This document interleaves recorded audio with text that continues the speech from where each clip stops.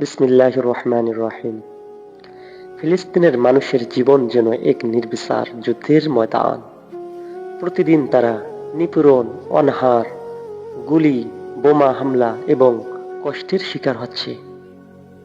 ঘরবাড়ি ধ্বংস হচ্ছে, প্রিয়জন হারানো এবং জীবন অধিকার থেকে বঞ্চিত হওয়া তাদের নিত্যদিনের যেন বাস্তবতা। ফিলিস্তিনের শিশুরা জন্মের পর থেকেই ধ্বংসের মধ্যে বেড়ে ওঠে।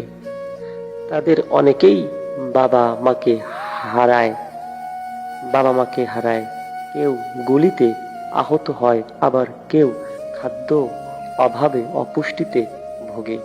ছোট ছোট শিশুরা স্কুলে যেতে গিয়ে বোমা হামলায় শিকার হয়, তাদের শৈশব কেড়ে নেওয়া হয় এক নির্মম বাস্তবতায়।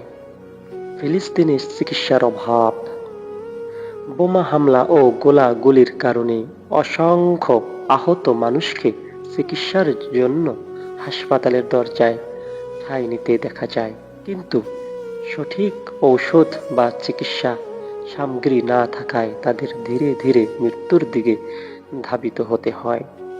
ডাক্তাররা প্রচণ্ড কষ্টের মধ্যে সীমিত সামর্থ্য রোগীদের জীবন বাঁচানোর চেষ্টা চালিয়ে যান, কিন্তু অনেক সময় তাদের পক্ষে জীবন বাঁচানো সম্ভব হয় না। প্রতিদিন নতুন নতুন ভবন ধ্বংস হচ্ছে, যার মধ্যে হাসপাতাল, স্কুল, মসজিদ, এমনকি বাসাবাড়ি সহ অন্তর্ভুক্ত।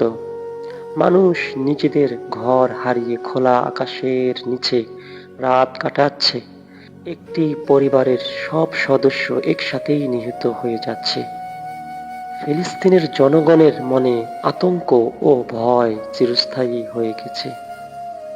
প্রতিটি মুহূর্তে প্রতিটি মুহূর্ত তাদের মনে এই আশঙ্কা কাজ করে, এই বুঝি আরেকটি বোমা এসে আঘাত হানবে আমাদের ওপর।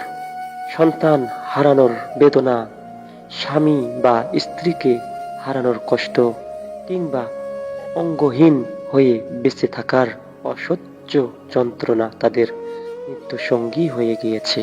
ফিলিস্তিনের মানুষ এক অবর্ণনীয় বিপর্যয়ের মধ্যে দিন কাটাচ্ছে। বিশ্বের অন্য অন্য দেশ যেখানে মানুষ স্বাধীনভাবে জীবন যাপন করছে, সেখানে ফিলিস্তিনিরা বেঁচে থাকার জন্য এই প্রতিটি মুহূর্ত সংগ্রাম করছে।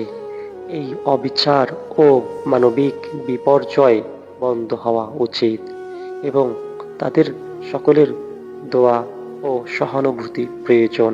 তাই আসুন আমরা সকল ফিলিস্তিনের মুসলিম ভাই ও বোনদের জন্য দোয়া করি। হে আল্লাহ, ফিলিস্তিনের মুসলিম ভাই বোনদের সাহায্য করুন, তাদের কষ্ট দূর করুন, তাদের শত্রুদের ধ্বংস করুন এবং তাদের জন্য শান্তি ফিরিয়ে আনুন তাদের জন্য শান্তি ফিরিয়ে আনুন। আমিন। আসসালামু আলাইকুম ওয়া রাহমাতুল্লাহি ওয়া বারাকাতুহু।